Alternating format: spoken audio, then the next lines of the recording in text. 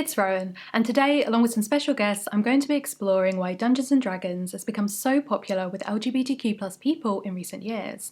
I need to give a massive thank you to Roll20 for sponsoring this video. I'll talk a bit more about them later, but if this video inspires you to give D&D a try, then Roll20 is a site that lets you play online with people from all over the world. I leave a link in the description for you to take a look. I'm also going to be adding the full interviews from this video to my Patreon in case you're interested, because there was a lot I couldn't fit into this video. So I imagine most people watching will be at least somewhat familiar with D&D, but here's a quick intro just in case. Dungeons & Dragons is a TTRPG, or tabletop role-playing game, essentially a collaborative storytelling game where you play a character in a fantasy world. The story unfolds through a combination of improvised narration, dialogue, and dice rolls. The rest of the world that isn't your character, or the character of your fellow players, is controlled by one person at the table, known as the Dungeon Master, who plays all the other characters you meet and narrates the setting and action around you. You tell the DM what you want your character to do, and they will either tell you what effect it has or get you to roll a dice to see if the action you want to do succeeds. So for example, your DM might describe the room you've just broken into. You ask to search the room, and the DM has you roll to see how successful you are at investigating. You roll high, a 19. You find a secret compartment in the wall inside which is a locked box. You ask to try to open it, and as you do, the DM reveals that the box was trapped and describes the scene as iron bars descend across the door and windows, and the room starts to grow colder and colder. What do you do next? As well as these task-based back and forth, there's also the opportunity for deeper roleplay in D&D. Conversations between characters that you might act out together that don't involve rolling a dice at all. Maybe before agreeing to break into this room, your characters debate the morality of the plan, or worry about getting caught, or try to come up with a better way of getting what you want. Or maybe your characters run out of ideas of how to stop the cold spell and realise this might be their final moments. What do they say to each other? Now, looking at this overview, there isn't anything inherently queer about the game itself. It wasn't created by LGBTQ+ people. It doesn't focus on LGBTQ+ stories. In fact, the traditional image of a D&D player over the last few decades is a nerdy straight white boy in his parents' basement. And yet, we've undeniably seen this boom in queer players and creators burst into this community in the last few years. There have, of course, always been queer players playing the game, but it seems to have expanded out recently in this really interesting way. I myself am one of those queer people who joined the game within the last couple of years. I did play one shambolic game of D&D at university, but didn't really understand what was going on and never played again. Then a few years later, my brother started playing with his girlfriend and flatmates, and I ended up being the sounding board for his ideas as a DM. What monster sounded most interesting, what hag's curse would be the most emotionally devastating for the players, that kind of thing. It sounded really cool in theory, but I hadn't really seen it in practice. So I started watching some D&D shows and quickly became hooked. The drama and spontaneity and possibility of themes and morality was something that really spoke to me. So I started playing about 18 months ago, and it's been something I've been obsessing over ever since. At first, like any pastime, it seemed like queerness was kind of incidental to D&D. It could be included if a player wanted it to be, but it also wasn't necessary. But the more I thought about it, and the wider my knowledge of the D&D community online became, the more I realised that this kind of role-playing game is a perfect opportunity for queer players in so many ways. Before I dive further into the essay, I want to give a shout out to this month's sponsor, Roll20, because if you're thinking of playing D&D, or even if you already do, it is a great site to know about. I actually use it every week for my D&D campaign. It's this all-in-one website for organising and playing tabletop games online, whether that's D&D or Thirsty Sword Lesbians, because yes, that is in fact a real game. It allows you to easily play online with tools like group video calls and interactive maps. It's super quick to create a free account, I'm going to leave a link in the description. Or you can enhance your games with exclusive features like custom character sheets, ad-free access, and more with a pro account. I'm going to talk later in this video about independent creators making queer content for D&D. One of the great things about Roll20 is its flexibility to support this kind of independent content from creators, and maybe even your own game story or home rules, as well as the official stuff from D&D itself, so you can tell your probably very queer story exactly the way you want to. If you're just starting out with D&D, they have a completely free adventure called The Master's Vault, written specifically for Roll20, that includes handouts to walk you through how to run the adventure, which is perfect for new DMs and players alike. I want to acknowledge that D&D isn't the only role-playing game out there. There are literally hundreds of TTRPGs. Titles like Monster Hearts and the aforementioned Thirsty Sword Lesbians aim to give a specifically queer role-playing experience. So with these games, it's obvious why it appeals to LGBTQ+ audiences. But D&D doesn't have these kind of baked-in queer mechanics. Queer people who have flocked to D&D are doing it for some less obvious reason. something fundamental to D&D, or more likely, fundamental to tabletop role-playing itself. So what is it? When I did a call out on Twitter asking for people's stories about D&D and queerness, the response was overwhelming. So many people wanted to talk to me, not just about how much they enjoyed D&D and why it appealed, but also how fundamental it had been to their own journeys. I probably wouldn't have come out if it wasn't for D&D. D&D and LARP became a way of exploring my identity even when I didn't know that I was doing it. I remember distinctly, I was playing a tabletop game. I was playing World of Darkness, actually, and I decided to play a female character. And around that time, it was becoming very apparent that something was, different. So it definitely became a way of exploring, like, who I actually am and who I wanted to be, and definitely played a huge role in my transition. One of the reasons why I think D&D resonates so well with queer people is that the concept of identity is so important to the game itself, especially because it's an identity that you can fully create and customize yourself. Other games might focus more on a collective creation of setting, like The Quiet Year, or relationships and plot, like Fiasco, above individual identities in the way D&D does. There are different choices you can make while creating your character that may have an effect on your character's strengths and weaknesses, give a sense of their goals and morals, or start to fill in their backstory. First, you choose a species or race, like dwarf, elf, or half-orc. Then your class, like wizard, druid, or rogue, which defines your abilities. Next, you pick which background suits your character best, like noble, folk hero, or soldier. And finally, your ability score, in 6 main areas, essentially how good you are at strength, intelligence, charisma, dexterity, constitution, and wisdom. Combined, these let you create an entirely unique character that you can then add alliances and rivalries, family ties, or guilty secrets to.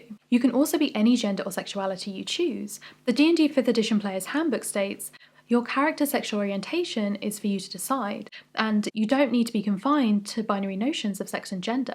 As a queer person, if you're having to perform in everyday life to keep yourself safe, there is potentially an appeal in a world which celebrates this ability to become a human chameleon. A world in which, instead of performing as a cis or heterosexual version of yourself, you're able to inhabit a version of the real you that you haven't been able to explore yet. This aspect of TTRPGs is fundamentally different to other role-playing and performance-based outlets.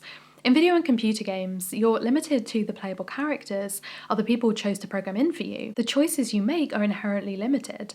You might be able to choose between certain options, but can't invent your own if they happen to be something that programmers failed to imagine. There might be limits to the genders, races, sexualities, or disabilities you can choose from with your character. Although there are open world games where players can explore what has been created seemingly pretty freely, in actuality, you're of course constrained by coding. You can't gather materials that haven't already been programmed in, for example. There is a term in TTRPGs, sandbox games, which refer to games in which players can explore whatever they want in a world and the story will follow them, rather than following a linear adventure that the DM has chosen or created. The limit is only what you can imagine. When it comes to that stereotypically queer arena of the theatre, you're still bound by the role you've been cast as. The physical reality of the audience looking at you and your body occupying that space will place expectations on the character. With D&D, you don't have to be 7 foot tall to play a Goliath warrior or be able to sing in perfect falsetto to play an operatic bard. D&D was without really instrumental in me sort of getting to play around with the ideas of gender and bodies in a way that it's outside of playing in a video game, and then video games have its own issues with well, I can make this character, but this character doesn't look exactly like how I want it to, in a way that a tabletop you super can do. Theatre over the years has often had links to the status quo, whether or not they would like to admit it. All the world's a stage, and money makes the world go round. The stage has been no stranger to censorship, and when you look at reports from across the last 100 years, despite popular belief, the theatre wasn't a universally accepting place for LGBTQ+ people either. In 1965, psychologist Donald M. Kaplan wrote about what he saw as the issue of homosexuals in the theatre and their corruption of spirit and vision, which imposes certain inevitable limitations on the expressiveness of homosexual performers. Similarly, Stanley Kaufman wrote just a year later, I, like many others, am wary of disguised homosexual influence on theatre. And those quotes are both from, honestly, some quite sympathetic-leaning articles of the time. Kaplan especially seems to be kind of criticising gay writers for writing about heterosexual relationships, but also acknowledging the fact that they don't really have an alternative at that point. And when it came to queer writers trying to write about their own experiences, there were also issues there too. Writing about the seminal queer play The Boys in the Band, Jesse Green wrote, "No one wanted to touch the boys in the band at first. No producers, no theatre owners, no actors. When Luckinbill, then 33, agreed to play Hank, the straightest of the gay men who'd left his wife and children, his agent said he might as well bid goodbye to his career. She was, mind you, the play's agent too, a lesbian herself." Any representation that is created by other people, however similar it might be to your own experiences, still holds a distance to the kind of freedom of creation with characters that you invent for yourself. And if we're being honest, there's a significant amount of LGBT representation which is not that close to our reality at all anyway. It's not just the creation of an identity in D&D that holds appeal to queer players, but the ways in which the game allows you to explore that persona. The game allows a delicate balance of free exploration and control at the same time. You can have your character try anything, do anything, and you may or may not succeed.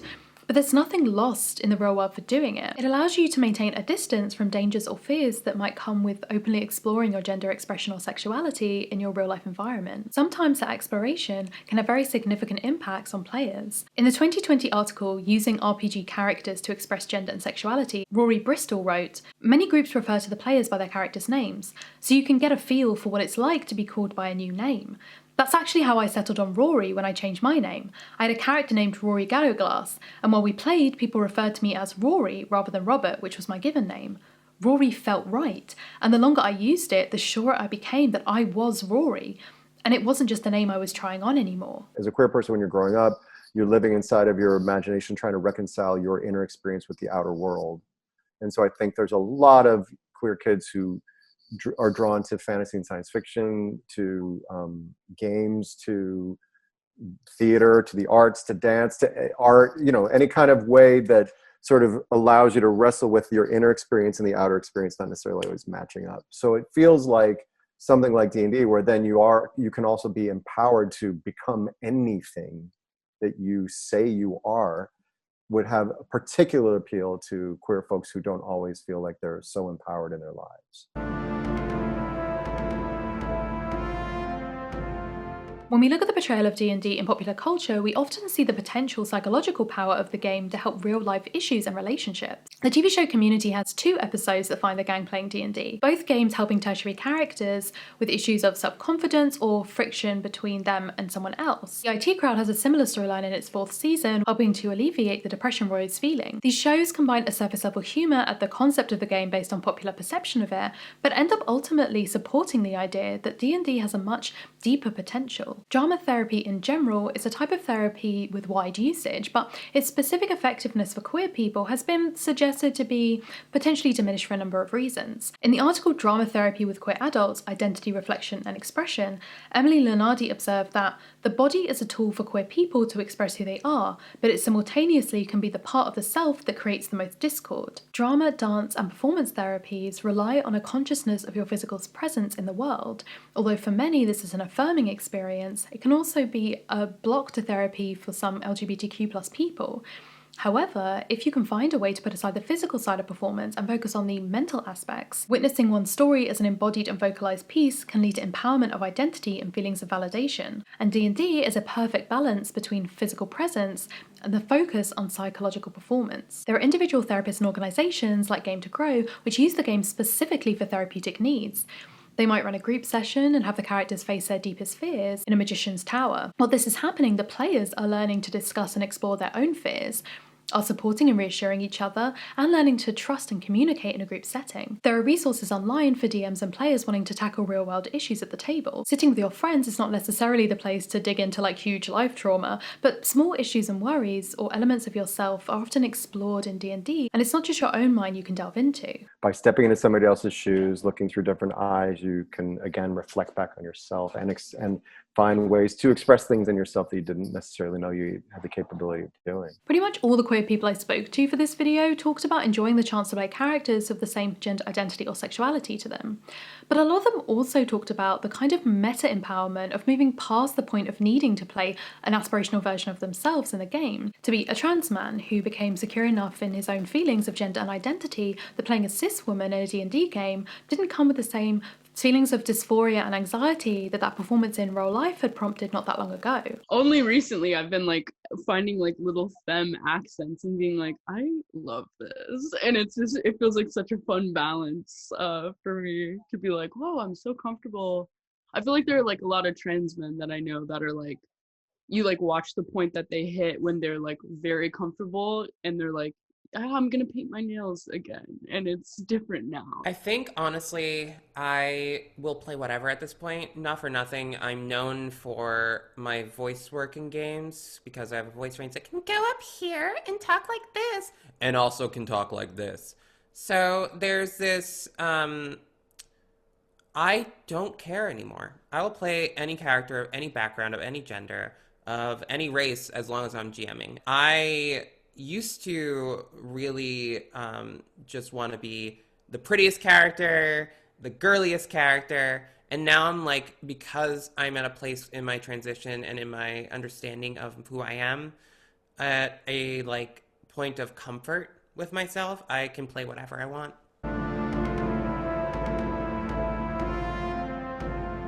The idea of spending hours with a character trying to explore your inner self might sound potentially daunting, but ultimately I think that one of the transformative parts of this kind of tabletop role-playing is the play. D&D is a game removed from the idea of winning. Your character can succeed in something they attempt, but if they fail, you can just try something else. A character you've created might even die in a game, but you can create a new character and jump back in with your friends. You aren't competing with anyone or keeping score. I think as we get older, there's less and less opportunity for play. We do it as kids, pretending to be astronauts or fairies or even just normal everyday families. And then at some point, games become sports and playing pretend becomes narrowed to theatre and drama lessons. Even our creative hobbies end up being co-opted as Etsy stores or side hustles. There are dozens of blog posts and videos about the lack of something freeing and playful and not success-driven in our lives when everything feels like it needs to be commodified. For me, D&D gives me that sense of freedom and play again. The queer experience feels like it should be one of play, of looking at heteronormative and cisnormative world and figuring out ways to reclaim and reimagine it. But so often our narratives are the opposite of that, of inherent tragedy, of very serious thinking, followed by a very serious coming out. You have to be sure before you can voice anything or try anything. It can feel to many like a sense of finality. D&D can give the opportunity for this kind of identity play without the boundaries of real stakes. To say your character is a lesbian is not necessarily to say that you are a lesbian, but it does allow you to spend hours at a time inhabiting the actions and mind of a character who sees themselves that way. In a lot of ways, it feels closer than traditional acting to a sense of truth. The immediacy of improvisation, the personal creation of a character, the lack of set script.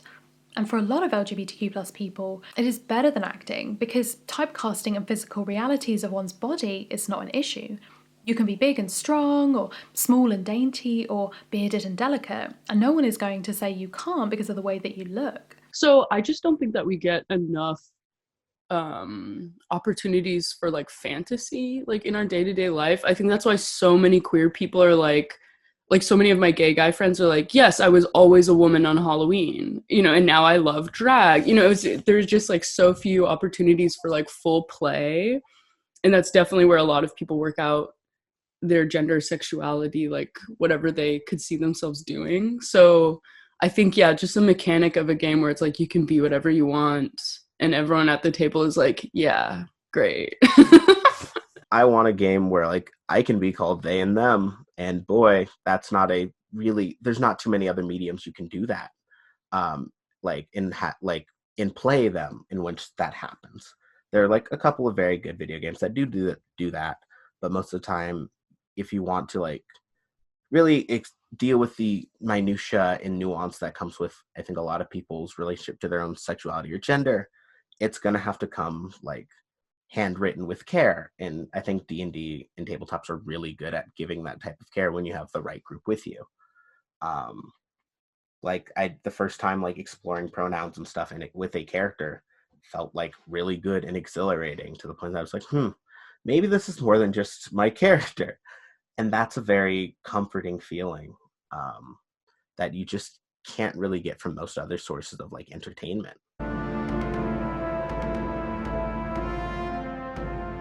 As I'm sure you'll know if you have watched any of my other videos already, LGBTQ+ representation has been historically lacking, shall we say. Like a lot of marginalised identities, the front line of nuanced and complex discussions about our community is almost always way ahead of mainstream representation.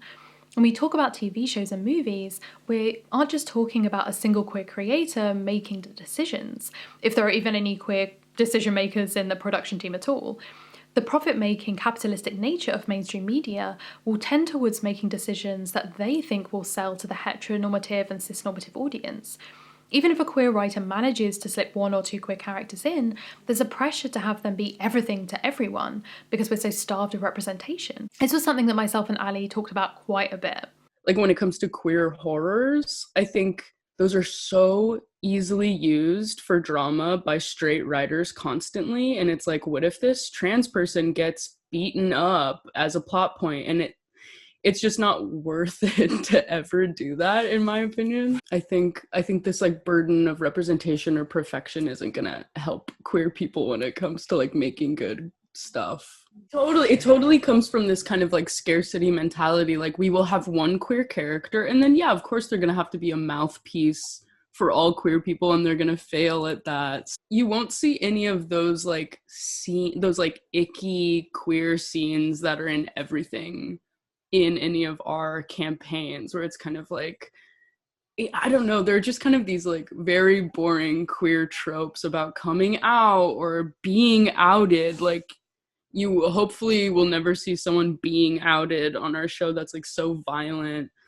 Yeah, even if queer stuff that comes out now, when someone is outed, I'm kind of like, did a queer person write this? Like, this is life ruining. What are you talking about? And so D&D can provide an escape from the kind of bad representation that relies on hand-holding a straight and cis audience, or what they think will sell in China, or the idea that you can only have one trans character in a show. Because with D&D, you're playing with your friends, and you aren't bound by these rules. Even if you take your game beyond just your friends around a table, and instead stream it online for other people to a wider audience, you're still in creative control. If you already have a device with an internet connection, you have the equipment you need to make it happen.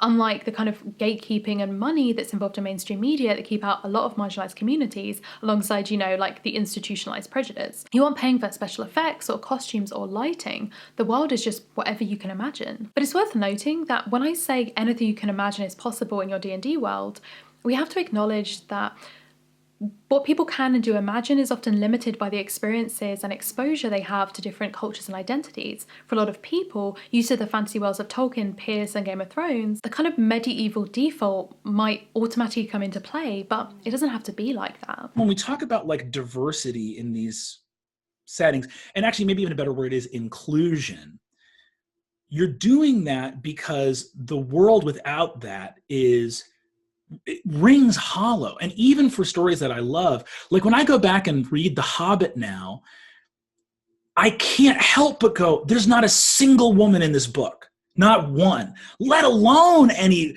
people of color or queer characters. It's just like this wild thing where it's like, there's 14 dudes stumbling through the woods all to get, what are the fucking odds? It becomes this thing where it, thankfully, because of a lot of activism, online spaces, and storytelling, the weirdness of that, the hollowness of that does ring out. It does go like, this is not truthful. For me, as a binary trans person, it's very important for me to make sure that I have non-binary identified characters in my games because, I may not be non-binary, which means that I may have a blind spot. So I purposely make sure that I have non-binary characters, or there are characters that come to mind that are non-binary. Now it's sort of like a rote action, like if a character comes to mind, it's like, oh, they're non-binary.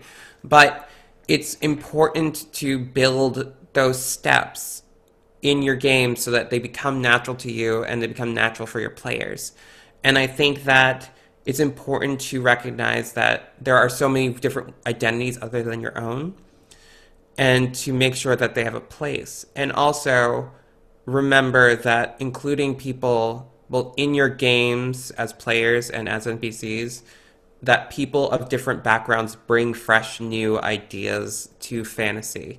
And that fantasy as a whole can be stagnant, and it's been stagnant for a while and across a lot of media because it has been the same people and the same viewpoints recycled over and over again.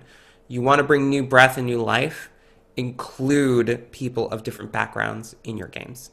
And so we can see that positive experiences don't just come from the ability to create isolated characters at your table, but finding people to play with who will help you create a world that affirms that character.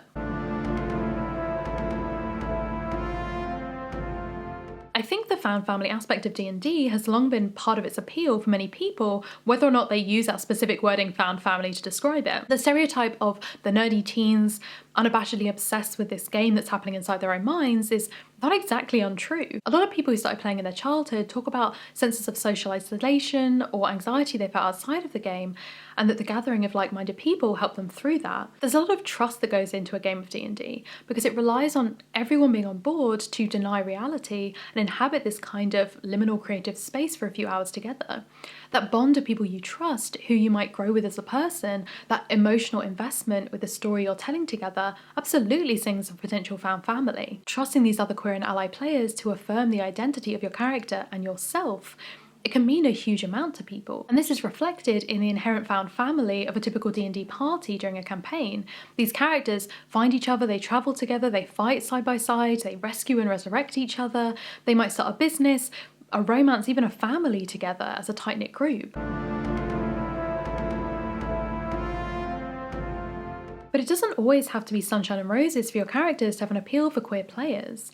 In fact, sometimes there's a specific catharsis to be explored in creating a world in which homophobia, biphobia, and transphobia all still exist. A world in which you can literally fight and defeat this kind of entrenched evil. The length to which real dangers and issues match up to the fictional experiences in your game is a matter for your particular table to discuss. You might have anti-dragonborn discrimination in your setting, for example, that functions similarly to modern-day racism. Or you might have modern-day racism itself feature at the request of a player, knowing that this is a world in which your characters can overthrow corrupt and unjust systems of power if they so wish. Oftentimes you'll see a delicate balance, putting enough of the bad things in to still give a sense of what is being fought, without lingering in the trauma of it at the expense of players. Ali described it during our chat as not wanting to give homophobia a mouthpiece in a game, not wanting to allow a character to spend time in a game hearing these repeated arguments and words that have hurt them in real life. So Eric Silver is the GM for Join the Party. And he has talked a lot about, like as a Jewish man, game master, he's been like, basically said jokingly, but truthfully, he's like, listen, the only way I'll put Nazis in a game is if the point is to kill Nazis, right? Or punch Nazis.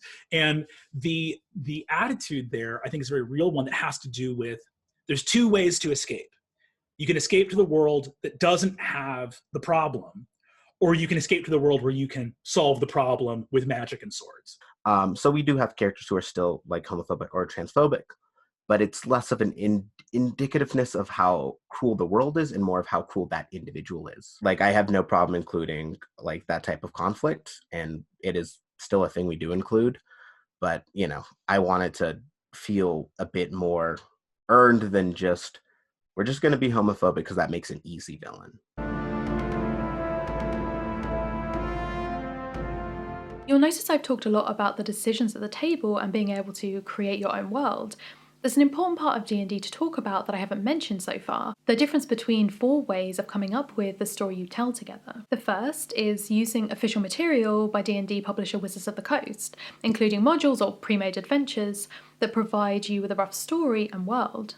The second is using material that's similar to this but created by independent creators, not affiliated with Wizards of the Coast, but not your own table's creation either. The third is your table's DM making up their own world and story, often known as Homebrew. And the fourth is a mixture of any and all of the above. For a lot of people, the decision between each of these options might just come down to how much prep time they have or a module that's been recommended to them. But for LGBTQ+ people and other marginalised communities, this decision might be a bit more complicated than that. For example, it's worth noting that the spread of your character's ability scores can be entirely your choice, meaning you can make a character who is quite intelligent but physically weak, or a stealthy character who has no charisma.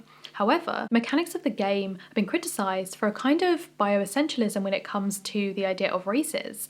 Your race will automatically give you a bonus to a certain ability score, regardless of the specifics of the character you've created. Some races have also had inherent alignments to evil or chaos over the years of the game. This reflects the fact that many Tolkien-esque fantasy species have links to implicit racism based on stereotypes around real-life race, ethnicity, and religion, and has troubling implications for many players. Even though there have been LGBTQ+ characters scattered throughout D&D's official published works, there is still a huge number of Reddit and message board posts asking if it's even allowed. There arguably hasn't been enough of an inclusion in the original source material for people to feel confident in knowing that they can play a queer character, let alone how to do so. I think so much of what's happening in the last couple of years is like the waking up to things that were just unseen.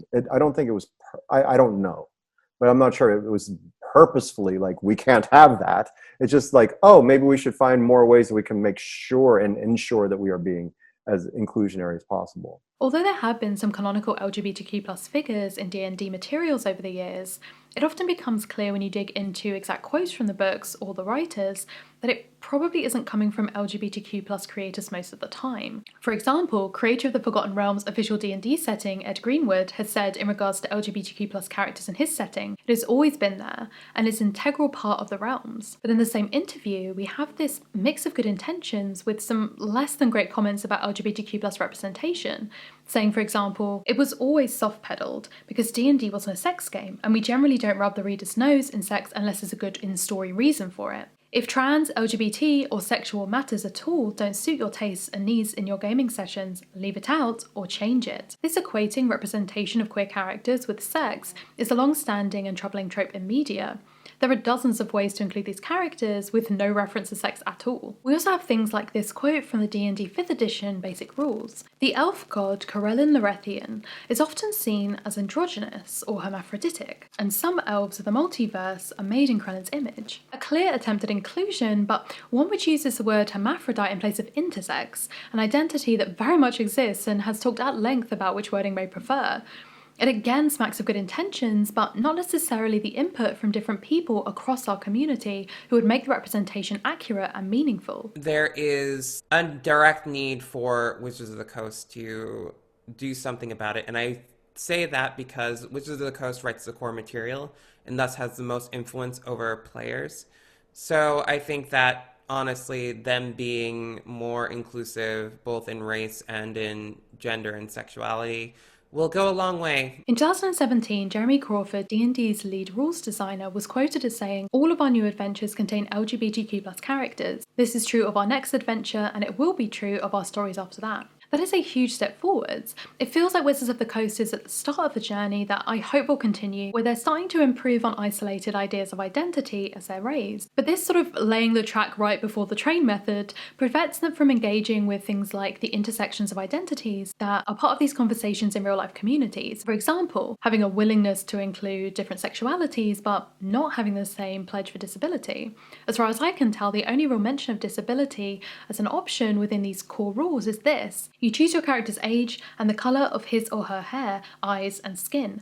To add a touch of distinctiveness, you might want to give your character an unusual or memorable physical characteristic, such as a scar, a limp, or a tattoo, and that feels lacking to say the least. Ironically, however, one of the strengths of D&D, I think, is its encouragement of homebrew content and interpreting the basic rules in a way that works for your group. Where the official publications might fall short, there's always smaller creators filling in the gaps. A creator I love, Gabe James, created a class modifier option, for example, that you can use in your game to replace those racial modifiers. A combat wheelchair designed by Sarah Thompson allows players and DMs to create characters that use a wheelchair, complete with its own types of attacks and abilities in battle. Homebrew is what allows DMs to reimagine culture and society in the ways we talked about earlier in this video, to help their game serve their specific players. They can take the pieces of gameplay, structure, or lore that serve them from the official books, but ultimately, other than the role of storytelling DM, acting player characters, and using dice to measure success, the rest of D&D is pretty changeable. People play games in modern day settings, they include classes and magic items of their own design, some choose purely chaotic comedy as their playstyle, where others revel in this dark and difficult drama. You could create a world in which everyone is LGBTQ+, or a world where no colonial powers ever existed, or where the economic and class system is entirely different to those in our world today. And that all works within the basic structure of the game. It's vital to acknowledge in this discussion that although there is huge potential for D&D and other TTRPGs to be a force of empowerment for LGBTQ+ players, it isn't necessarily a safe space when it's with unsafe players or DMs. Exploring an aspect of queer trauma might be fortifying for some but devastating for others, and so for everyone involved at the table, consent is vital. Consent needs to be freely and enthusiastically given by someone with full knowledge of what they're agreeing to, and so it needs to be actively sought and discussed by the DM and players at the table. Community methods like lines and veils or content warning checklists are, to my mind, essential, even in a game that seems innocuous to most. I've left the link in the description if you want to read more about it. Even if you aren't aiming to explore deeper issues a player or DM might be going through privately, you may well end up hitting up against that unless it's flagged in advance. A lot of my world building is also very collaborative with my friends. It is a thing of like, all right, well, like, you have your character. Are there any sort of things you would like to see in this world to help reflect that character's journey, or the things they've done, or the things you would like to see them do down the line? One of the great things about how many people are playing online right now is that you don't necessarily have to play with people you already know in real life. In fact, you might prefer to play with LGBTQ+ strangers, maybe so as not to out yourself to people you already know, or just because sometimes these things are easier to explore self-consciously away from your friends. I just got to plug in these values about larger representation issues into the instinct that already existed there as a DM, which is to serve your players. And it becomes very easy when your table is like inclusive and diverse and welcoming to go, okay, Allie's asking for this storyline, plug that into the instinct you have to let your players live out their dreams at the table. Boom. And now you have that more welcoming and inclusive space. I would say it's probably probably lends itself to the queer experience, or feeling just like kind of colorless or trapped or unsure if you can like really show yourself for fear of being rejected or worse, hurt. And I think, yeah, it just is like such a cool springboard. No one at the table is going to be like, well, you don't look like that, or you don't sound like that. Like, it's just like, you're starting from a place of like, oh yeah, anything is possible. What are you going to do with that? Ultimately, I think that this interest from queer players in D&D and other TTRPGs is kind of like a self-powering machine at this point. It feels like it's kind of snowballing. You have this game which is inherently got these aspects that might appeal to queer players of things like exploration and freedom and identity and play. And so those people start playing, and then they notice the gaps that are in the official media. And so they start making their own, which are more specifically geared towards queer people. And then they get found by more queer people, and they realize that there's an appeal in this game, and it kind of just feels like it's snowballing. And this like tumbling, spiraling snowball has definitely been given an extra push by the pandemic. We are much more used to now having like online communication be our way of socially interacting.